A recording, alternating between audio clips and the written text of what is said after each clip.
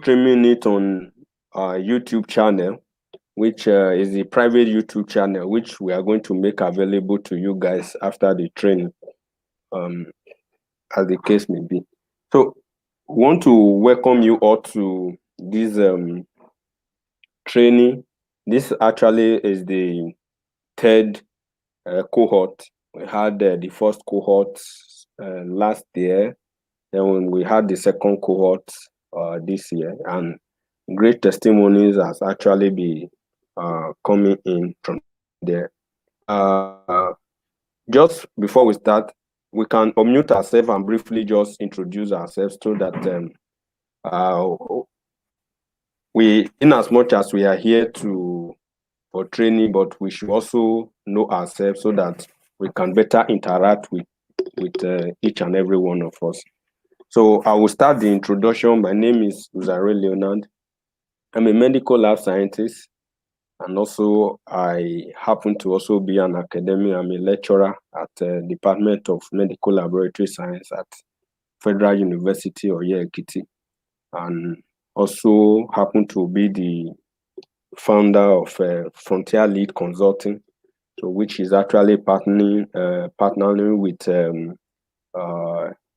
Mr. Israel's organization to foot this particular session. Then we equally have a whole lot of other training that we've been doing. So that just briefly about me. So Mr. Clement, you can unmute yourself and just introduce yourself briefly for us. Okay, good evening. My name is Clement Mark, medical lab scientist and based in Abuja. Thank you. Thank you so much. Mr. Adetunji, sir. Sir, you just unmute. Okay, go on. Okay, sir. My name is Adetunji Kehinde James, a medical lab scientist. I work in Lagos General Hospital. Okay. Yeah.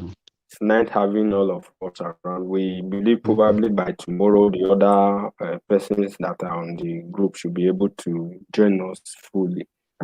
So I'm going to, this session, just brief introduction of what the training is going to entail. We're going to look at the basis. I know to an extent we must have been introduced to statistics at a point, but we're going to start with introduction to statistics.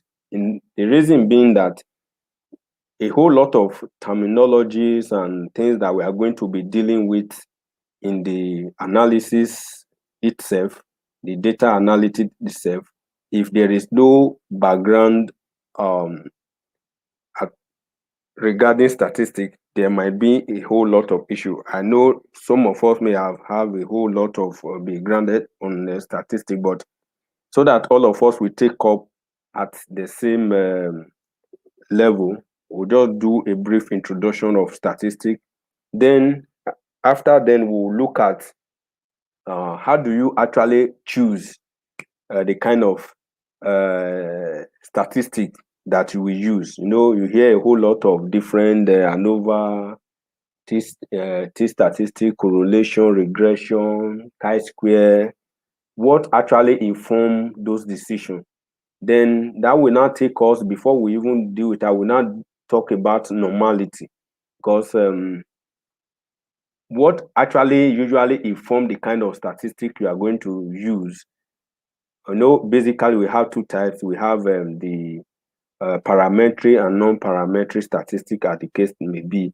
So what will usually inform the kind of statistic test you're going to use is always dependent on the normality of the data. If the data is normal, it's normally distributed. When we talk about normality, we are talking about the distribution of the data. If the data is normally distributed, there is a kind of statistic that you can use.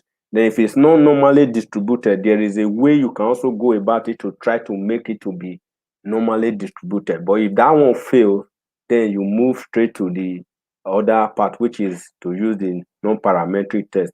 But in some school of thought, we just tell you that you should go ahead and do, once it's not normally distributed, there is no need of you disturb yourself. Just go ahead and use the non-parametric test. So I'm going to share my screen right away. Then I'm going to share my screen. You should see my screen any moment from now. So I'm going to project coming the fact.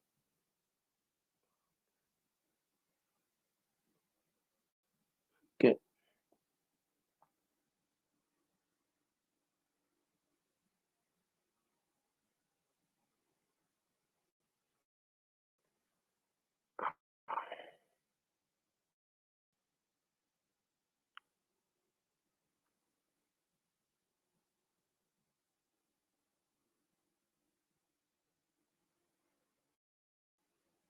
I guess, can you guys see my screen now?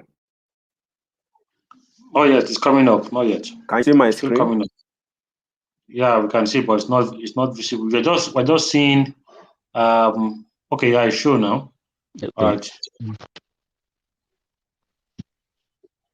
Okay. Start with the introduction session, which is introduction to statistics. As we know, statistic you have to do basically about how you measure data that you get from research studies or whatsoever. Then the major goal for every kind of statistic as the case is usually to help the researcher or whoever.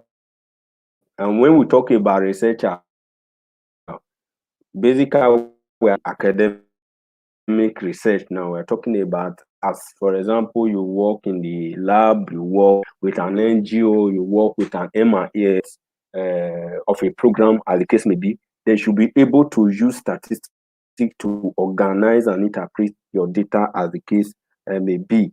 Then basically we have two types of statistics. I'm just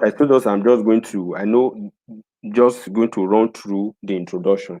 And we have basic types of two types of statistics. We have the descriptive statistics and we have the inferential statistics. And when we talk about descriptive, from the word describe, so this aspect of statistics actually describe your data. And when we talk about describing your data, we're talking about trying to organize or summarize your data. You've run for example, in the lab, the reason why I'm using lab now, because majority of us here are scientists. You be running a whole lot of malaria parasite test for a very long time. So you want to just try to organize those data or the malaria test that you'll be running over time to know, okay, what have I really been getting? Then you want to relate that with the different demographic. When I mean demographic, I'm talking about your the age, the gender, the social demographic, like the where do these people stay, then and all of that factors are the case may be. Then descriptive generally mean that you are representing numbers that you are representing either in table or graph. But when we are talking about descriptive now, in essence, we are talking about something that like describing your data set. One thing is for you to describe your data set, then another thing is now for you to draw inference from that data set. So the aspect of statistics that actually describe data is what is referred to as descriptive statistics. While the other aspect of statistics that deal with the inference, testing of hypotheses and all of that is the inferential statistics. So then I've already spoken about the inferential statistics. That is when you are using sample data to make general conclusion, inference about a population. Then we are going to look at what a population is, a sample is, then a parameter is, as a case may be. So then, because you cannot actually analyze the whole population, then what you usually do is to actually take a sample of the population, that is a sample that is representative of that population. Then you go ahead and analyze that sample. Then because the sample that was taken is representative of the population, then you can actually make an inference, a general inference to that population, because you have a very good sample. So that's why most times when, for example, someone is defending his master's or PhD, notice that the examiner is always making emphasis on the sampling, because if your sampling is wrong, or your sample size is wrong, your sample technique that is used is wrong, automatically every inference you are going to be drawing will equally be wrong, because the sample, or the population, the sampling rather, that you drew was not representative of the population you are trying to make inference on. So that is very, very essential. Then when we talk about sampling error, we are going to deal with, I will just want to jump this. Then this is actually where I want us to begin the real discussion throughout this session. You are going to be hearing a whole lot of things about variable and all of that. Now, when we talk about variable is actually a characteristics. For example, now is a characteristic or a condition that can change or take on different value. Now, what we are saying is that before you actually start a study, the first thing that every person will want to know about is that the relationship between the two variables for a specific group of individuals. Let's say you have different individuals. You have different samples that you are taking, like the malaria parasite determination I was talking about.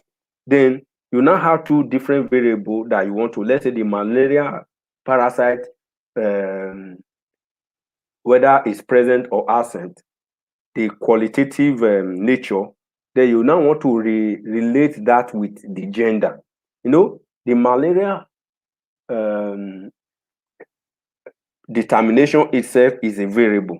Then the gender itself is a variable. So when you now try to check the relationship between two variables, that's actually when analysis, when what's it called, when differential statistic will now come in. So variable has to do with a characteristics of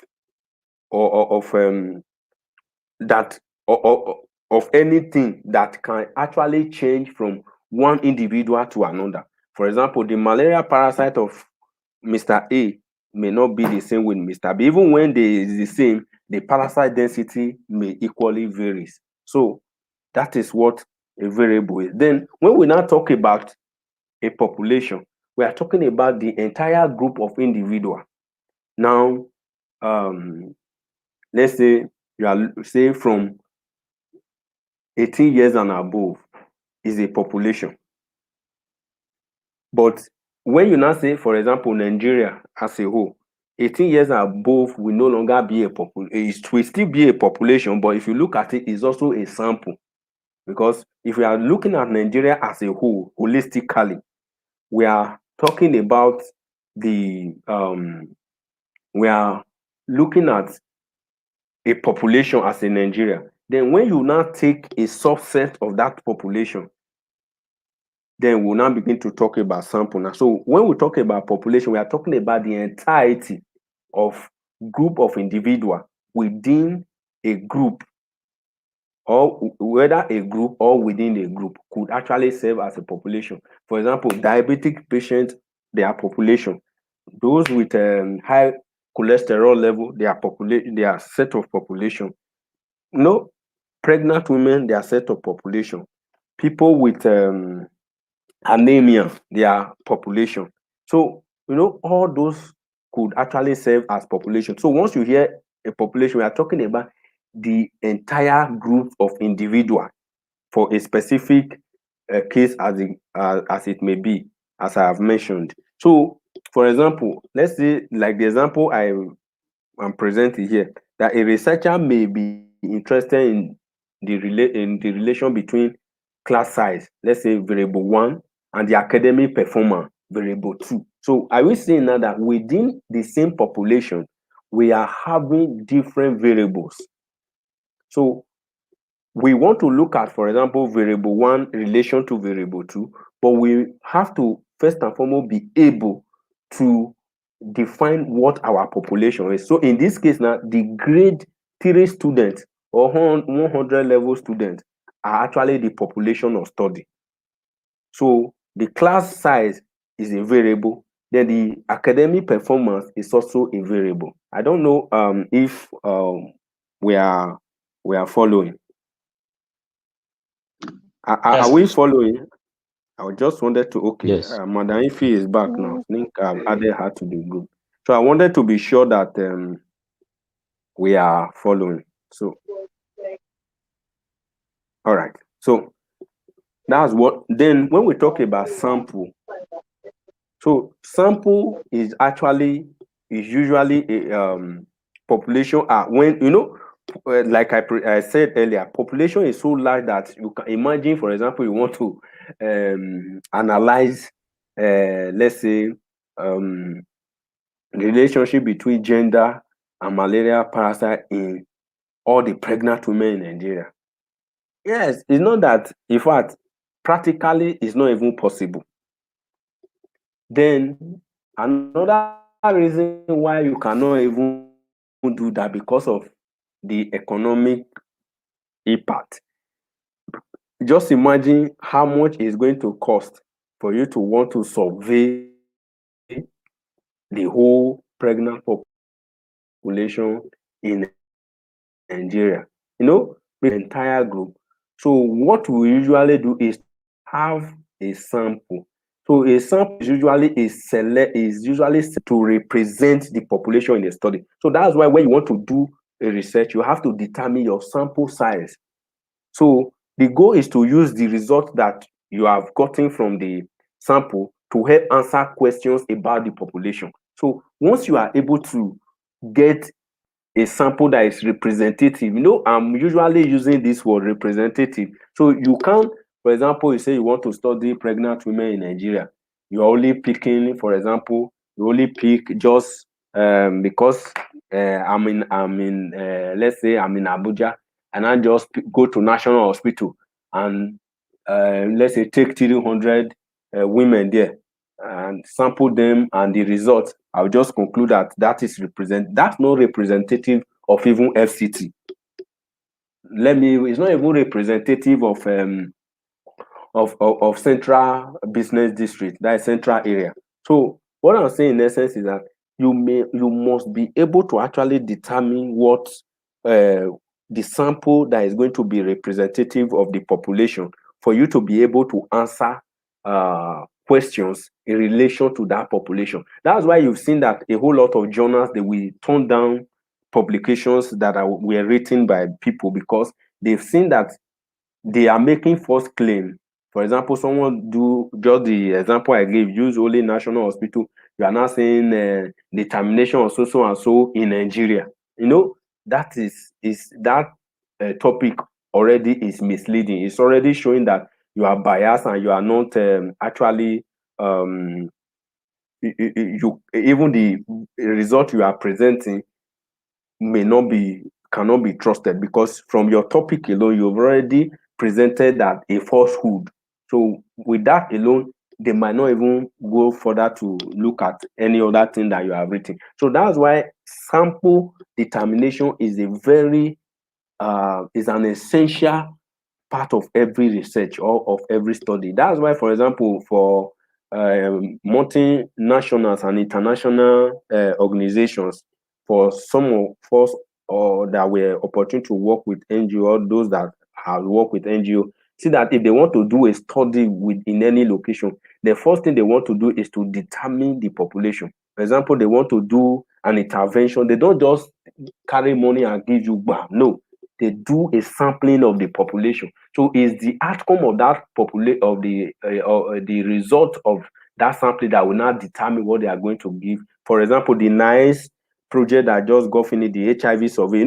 Before what actually informed, sorry to digress a bit. The reason why I'm making emphasis on this because it's a very cardinal and essential part of whatsoever we are going to deal with. We are not just going to teach you how to do statistic analysis and that is all. You should be able to know, even when you become a profession, should be able to advise a client, for example. And you notice that the reason why most, especially data scientists, analysts usually have issues that at the point of study design, most people does not usually include a biostatistician or a biostatistician.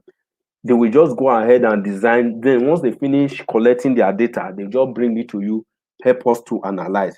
And you notice that there will be a whole lot of deficiency in the sample because at the planning of that study, it was not properly, the sampling was not properly done. And that will be a very serious, or some variables that were supposed to be taken to help you answer your research question were not equally taken. So what I'm saying in essence is that we must make sure that your sample is where is representative of whatsoever population you are about to study, so that you'll be able to answer questions regarding the population. So this is just like a graphical so you look at a population, all of the individual of interest.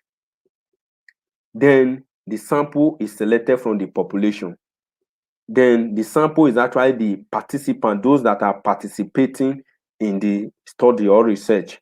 Then the results from the sample are generalized to the population. The reason is because the sample was representative. I believe that is clear. Then now, another thing that I want to quickly talk about is variable. We've spoken about what a variable is, actually the characteristic or a condition of whatever element you are studying. Then we have two types of variable. We have qualitative variable. When we say something is qualitative, meaning that it could just be something that present or absent or rank. Then when we talk about quantitative, we are talking about something that is quantified, that is measured. So we have two types of qualitative, which is the nominal, then the ordinal. We are going to see all of this by the time we move into the softwares that we are going to be using. You have when you hear someone keep talking about nominal data, talking about ordinal data, from the word nominee, something that is nominated. Then from the word order, something that is ranked. Then discrete, then continuous. So we are going to see what each of these terms actually mean. Then when we talk about nominal variable, as you know, is actually a quantitative variable that are categorized. Then when we say categorized, we are saying something that is described or named. An element of a population, for example, the gender of a population, of a sample rather, the names whatsoever. Then when we talk about ordinal, present, another thing about nominal is present or absent. For example, presence of malaria, absence of malaria, HIV positivity, HIV negativity, and so on and so forth. Then another thing that I want to quickly also say here is that your continuous variable can actually also be grouped into nominal. For example, you can say high cholesterol level, low cholesterol level. That could be nominal or ordinal, as the case may be. Then ordinal is usually something that has to do with order or position or rank. So when something is ranked, then we are talking about ordinal. Then this will take me to what I will quickly, for example, if you have ever filled a questionnaire, you see that there is usually strongly agree, agree, disagree, strongly disagree, and all of that. So you look at the responses are ranked for that. Then when we talk about discrete variable, we are talking about a variable, a quantitative variable that can be assumed, that can assume a countable number of value. Something that you can count. This one now, we are not talking about measured. We are talking about something that you can actually count. A descriptive variable, as I have said, is something that you can actually count along an interval. That is, you are able to, there is a gap between two values. But when we talk about continuous variable, we are talking about still a quantitative variable, but in this case, they can assume an uncountable number of value. For example, when we are looking at measuring any value along a line interval, including when we talk about, for example, between we are talking about between 20 to 30, is a continuous variable, but we are talking about count something that you are counting. For example, when you say the number of boys, the number of girls, number, something you have counted. But when we are talking about continuous, we're actually talking about measurement, something that is measured. So this will now take us to measuring variables. We are actually going to send this slide around across after the training. Then when we talk about measuring variables, we are talking about how to actually establish relationship between variables. So in this case, the researcher usually have to record whether observation or use special instrument, as the case may be. So the process of measuring a variable require a set of categories. Then we usually call them scales of measurement.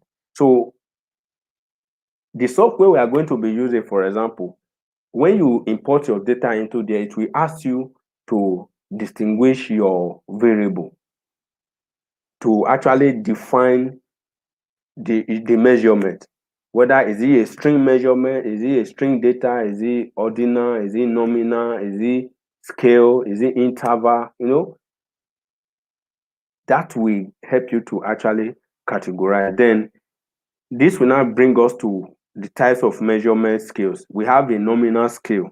So, and we have ordinal scale, then we have an interval scale, then we have ratio scale. So for nominal, from the word nominee, so for any variable that have to do with something that you have to nominate, so nominal measurement only permit you to determine whether two individuals are the same or different.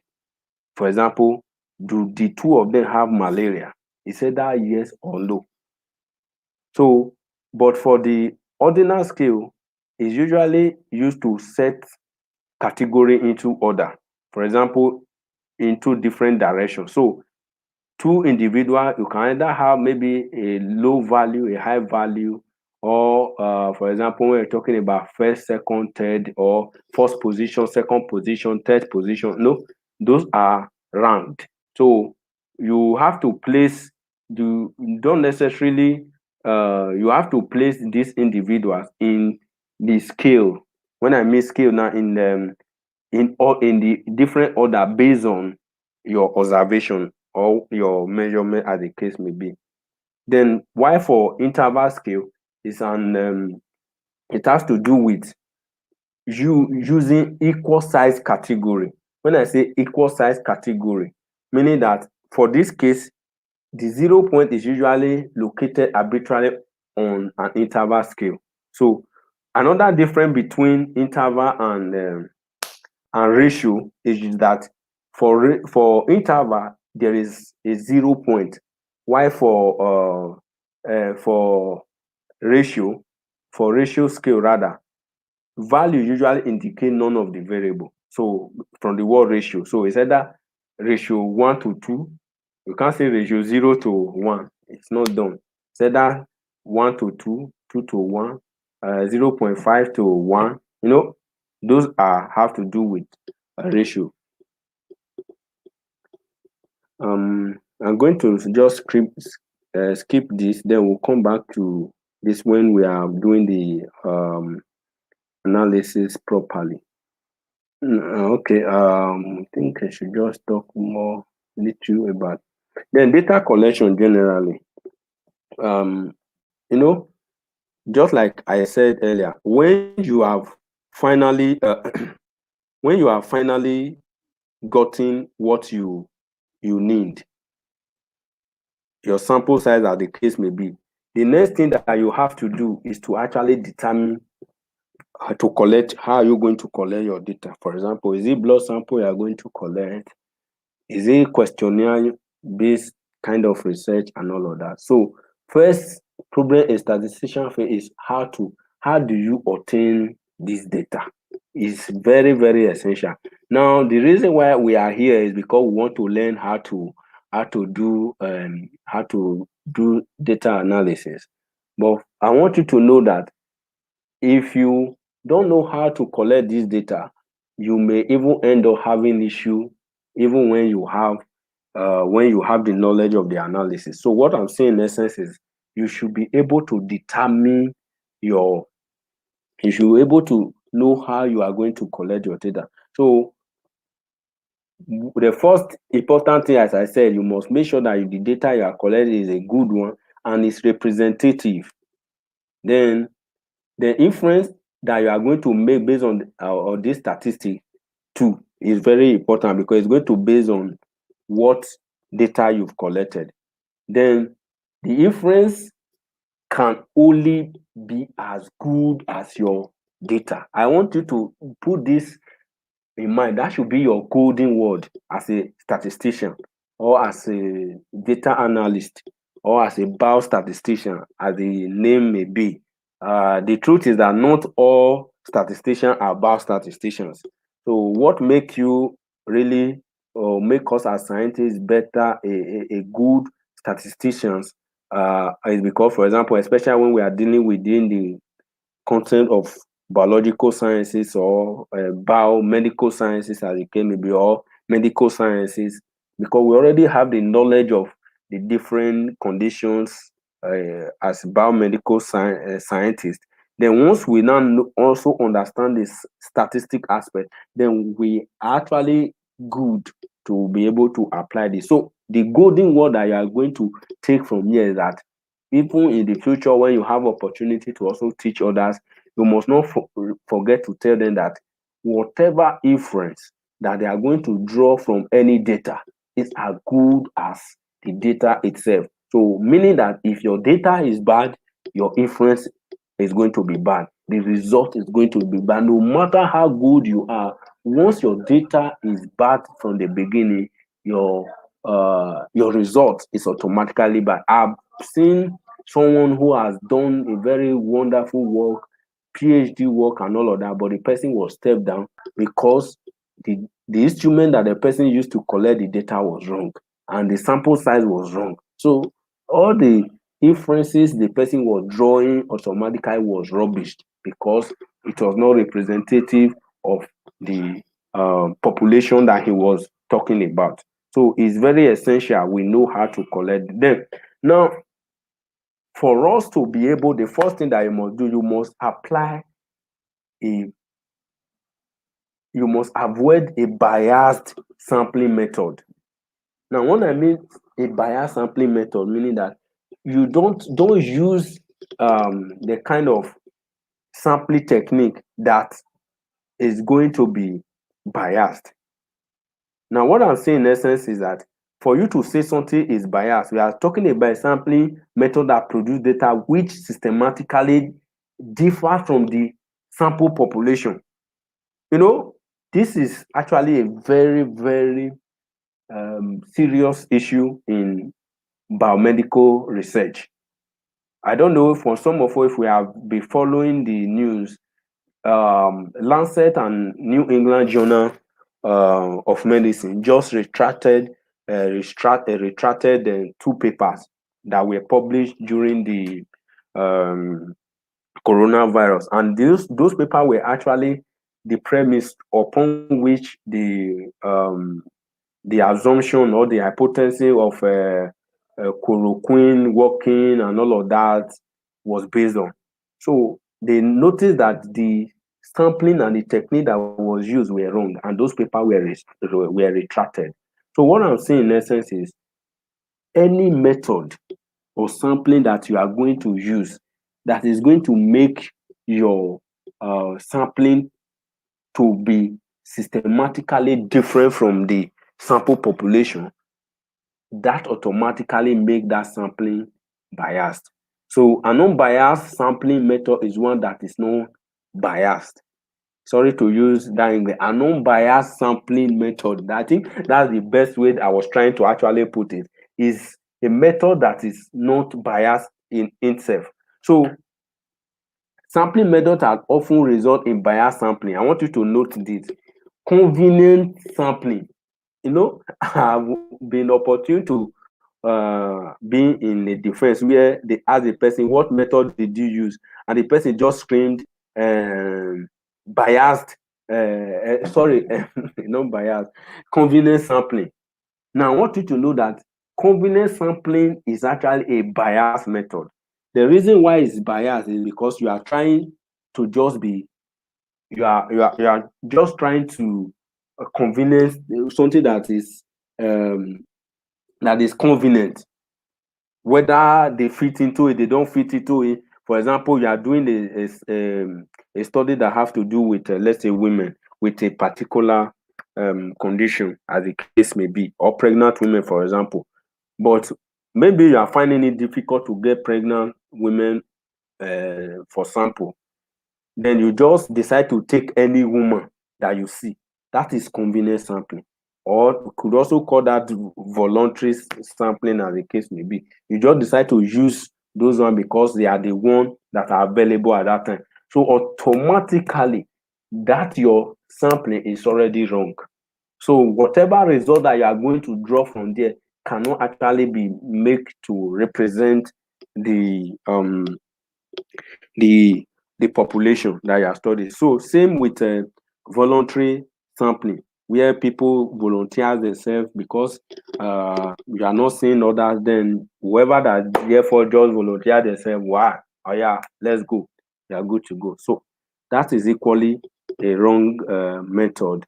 Then method that you are supposed to use majorly for sample collection, we're looking at method used to collect sample. It could be experimental experiment. Then, for example, when you have to do an experiment, for example, or you have to do either an intervention or no intervention, as the case may be, you may have to collect sample, analyze them in the laboratory and all of that.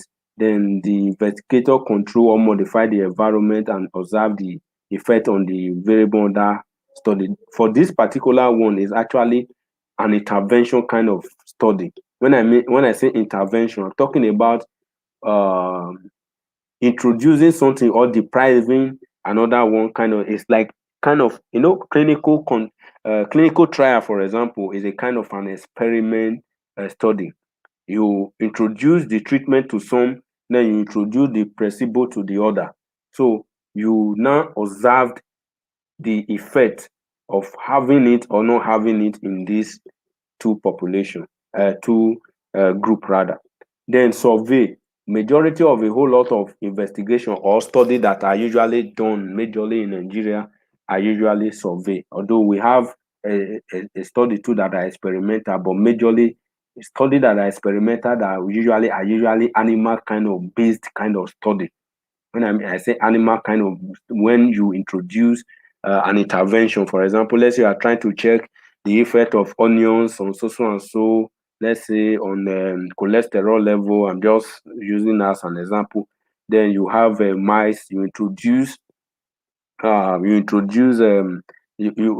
suggest some to eat what is it called, to eat onions. Then the other ones they don't eat onion, but all of them eat the same kind of food as the case may be. Then maybe before the sampling, before you start introducing the intervention, you take what we refer to as the baseline measurement. Then you start to introduce the intervention. Then you begin to take sampling too to know what the outcome of this intervention is going to be.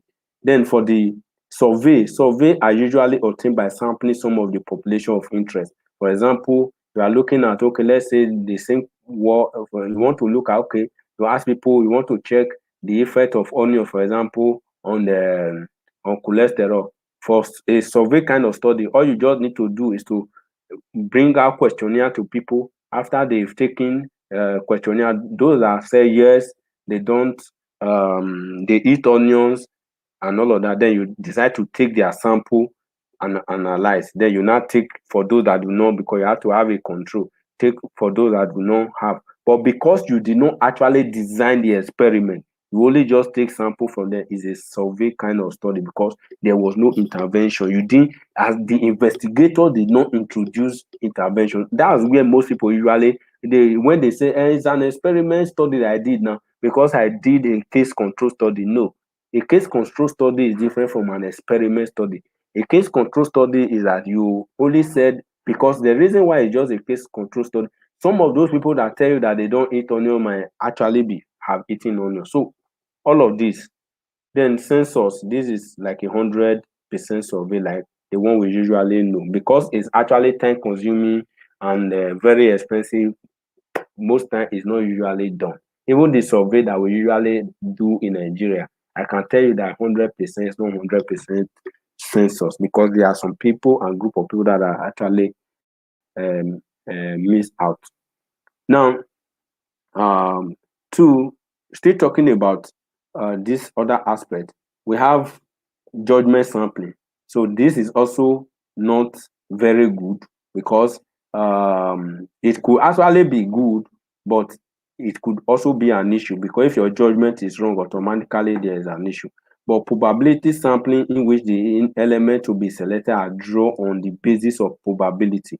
So each element in a population have a certain probability of being selected as a part of a sampling, as the case may be. Then we have random sampling. This is actually a much better method of sampling a population, as the case may be. Then we have systematic sampling. This should actually be, I think this is one of the best methods that is usually advocated for in the case may be. In the place where systematic sampling is not possible, random sampling is usually done.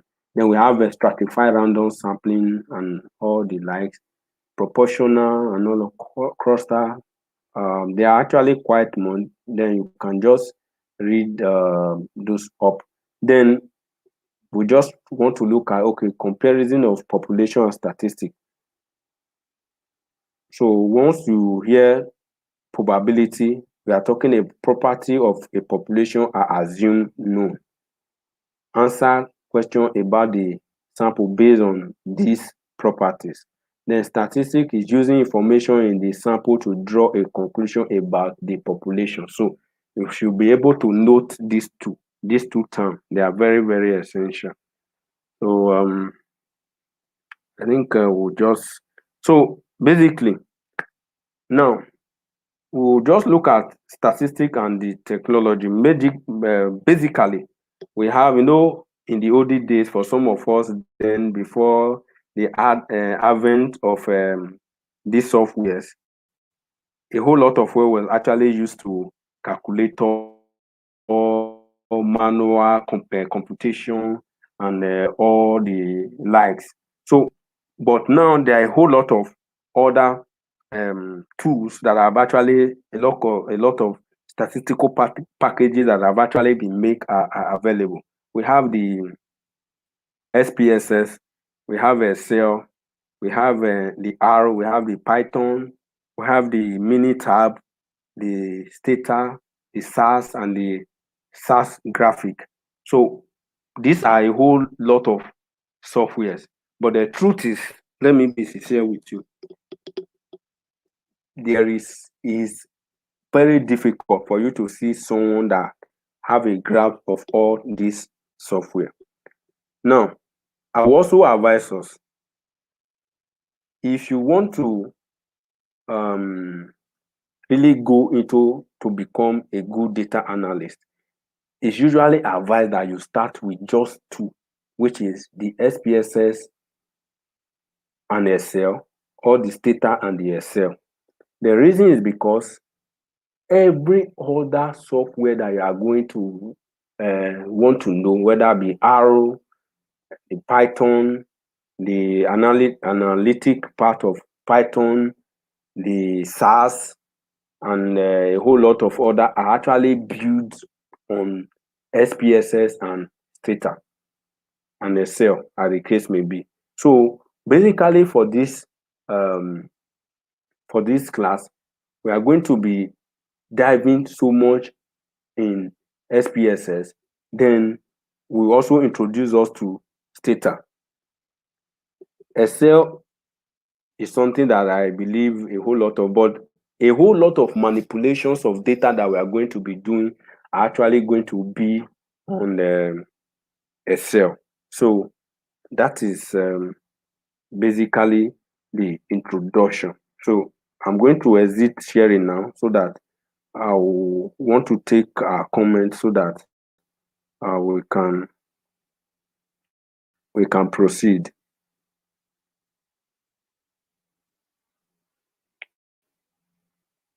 All right.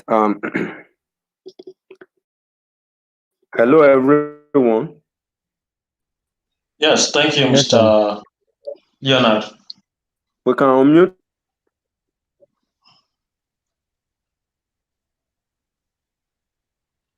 All right. So move straight to the next thing that we are supposed to look at. Then after now, I'm going to send a link on the group. I don't know, for some of us, if you don't already have an SPSS installed, so I'm going to send a link to us to install the SPSS we are going to be using. I'm Okay. giving that to us as like a package. Even the software itself is already covering the money, because a whole lot of the one you are seeing outside are actually um, are the one that are not registered. So once they work within a period of time, they will stop working. So the one that I'm going to send across to Roy is the one that my organization procured, that we are actually using for training. We usually sell it, but I felt that I should give it to you guys as one of the package for this class. So I'll send the link. Then it's going to be on the Google, on my Dropbox. Right. So I will drop the link. Then you can just download it from the link.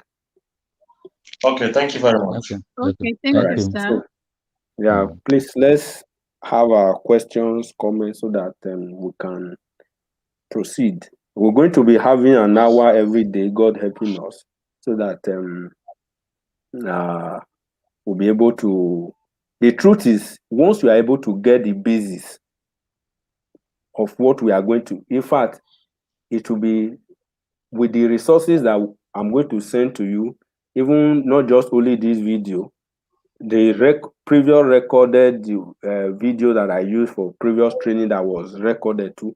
I also share the link with us, so that we can always learn, having different diversity. Then I also introduce us to some online resources that we can easily consult to, because the truth is, we may not be able to really finish. In fact, data analysis itself is, in fact, is something that is up to PhD level. So it's just for us to get what will help us to be able to do your work. When I mean do your work, you should be able to analyze your own analysis. Then you should not be able to build upon that and become a professional, if you want to actually go that path.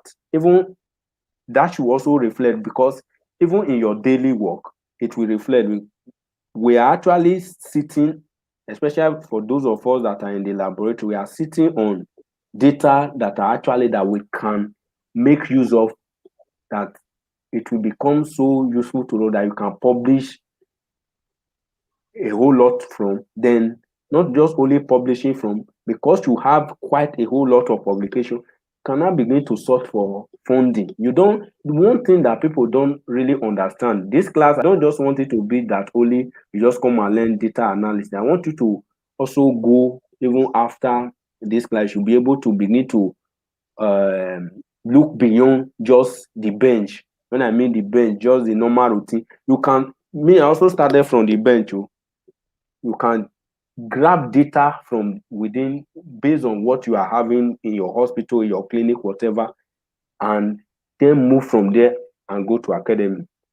That was how I God help me. I've been on the bench, although I was working in a research setting in an NGO, but it was purely research. But I grab all the things that I can grab there. Then I know where I was going to. My end goal is either a development sector, an NGO, or a diagnostic, or an R&D, and all of that. But for you to be able to key into those areas, you have to develop yourself in terms of capacity. And let me tell you, there is no sector now that you are going that data analysis is not going, that is not relevant. In fact, if you go, just go outside, just go online and check, even in the US, in developed countries, data scientists are some of the best pay people. So what we advise, or even after you finish this class, the next thing I want you to build yourself on is to begin to learn coding. When I mean coding, using arrow and all the rest, because that is actually where the final bus stop is going to be. Because once you become proficient in SPSS or Stata, then you need to move to the aspect of R programming, Python, and all of that. Then you can decide to even say you don't want to do lab work again and become a sought after data scientist. So I would just encourage us to make sure that we grab as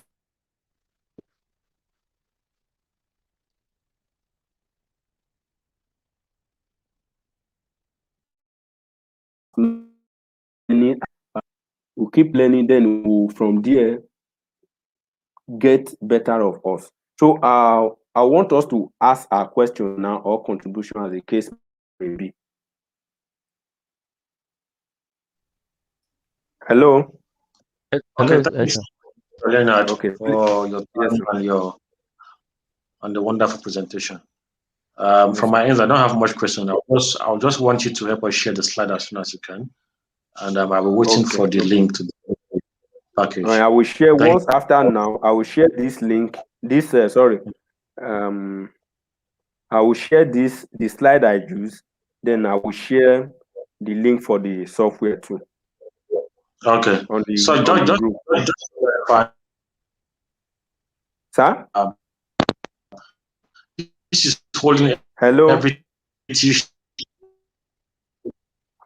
I cannot really or twice a week, uh or it's every day.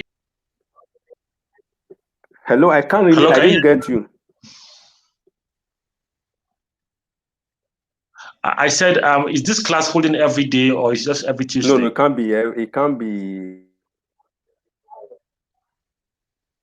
Tuesday. We are going to, as much as possible, we'll have another class today and tomorrow, since we I think next tomorrow is public holiday, so that we give. I want us to cover a whole lot of things so that we'll be able to cover as much as possible. So we'll have another class tomorrow, then we'll have another one on Thursday.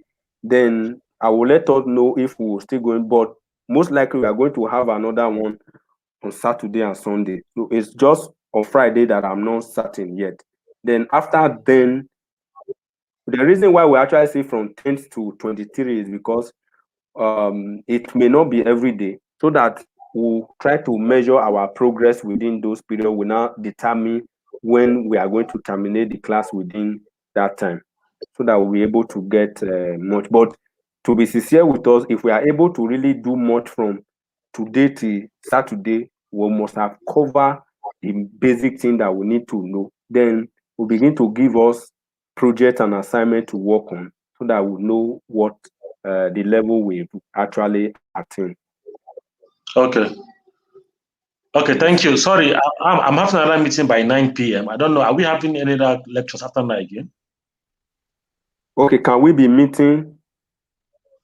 So I'm having Hello? another meeting now by 9 p.m. after this, after you. Yes. I That's just why I said 1 hour. We won't be exceeding 1 hour. It's 1 hour. okay. All right, thank you. No, we are not having any other. Once it's 9, you can actually leave the meeting because for Okay, what we thank have you. now, I've covered that as much as possible because I know a whole lot of us have a whole lot of other meetings and things. So I will want to constrain us to. So at least whatsoever we can do within an hour, we'll do it. Then the only thing that we want to beg of us, whatever assignment, we should try to make sure that we work on it so that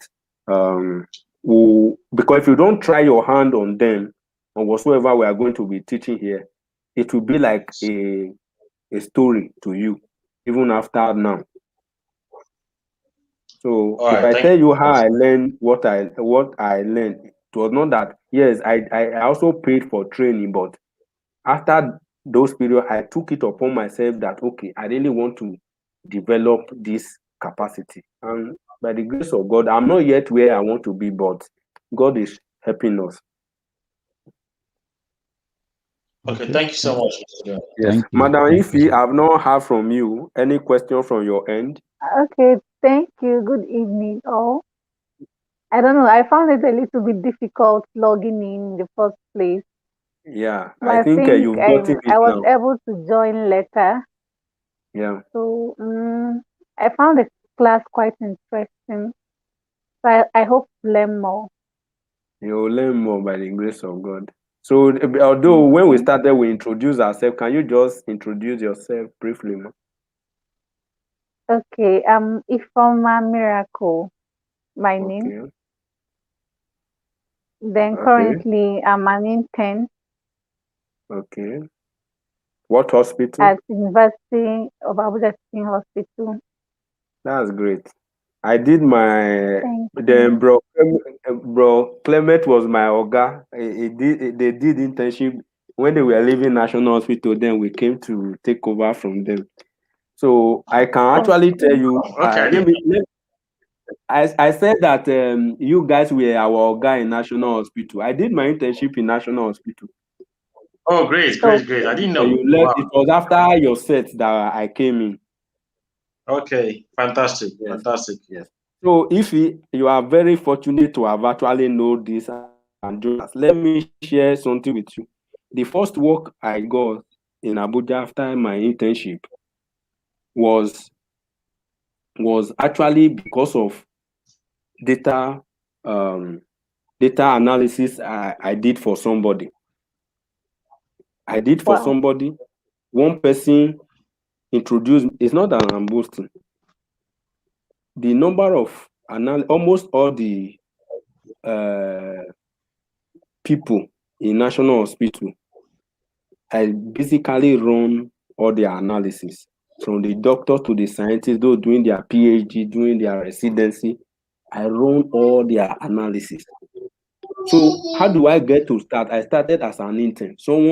They were just talking about data analysis. I have knowledge back then undergraduate, so I just introduced myself. They mentioned something. I just chip in. It's something that I can do now. I think Mr. Clement should know the person that I'm talking about, Dr. Princeway. So that was they were still doing their residency there. I said, it's something that I can do now. He just gave me the first money. It was the first person I actually trained. Sorry, I did his analysis rather. Yes, he was actually very good to me. Then the first money I earned then was 5,000 naira. But guess what? The next person he introduced me to, I'm talking about 2015, paid 75,000 naira for just one analysis. So I will encourage you to know this thing very well. It can serve as income for you. The only thing we'll just keep trusting God for is for God to begin to give us leverage and link.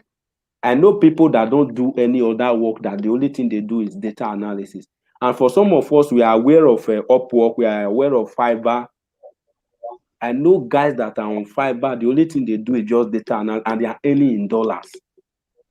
So it's something that you can actually train yourself on and become an alternative income for you too. So Okay, I thanks. hope Thank you. Thank you so much I for hope we'll be able to help each other as the program as the training proceed. So if there is no other question, I think we can bring the meeting to a close. Then we'll meet tomorrow same time, God's willing. Then tomorrow we'll be looking at how to actually determine. I will introduce us tomorrow. We are going to introduce us to the software itself. Then we also look at how do you choose a statistic. Then if there's time, we'll just do a brief of demonstration and all of that. So thank you so much for joining this class. We hope to see us tomorrow, God's willing. Okay. Thank you, All sir. right. Thank Thank you. you, sir. God bless you all. Thank you. Yes, thank Yes, you. sir. Bless you too. Yes. Thank So I'm going to share. thank I you will so share the much, slide with. Mr. Yeah, I will share the Uh, slide with us now. Then I will share the link too for the software. So for the link, one thing I will you can always use your phone to join the meeting if your laptop is not.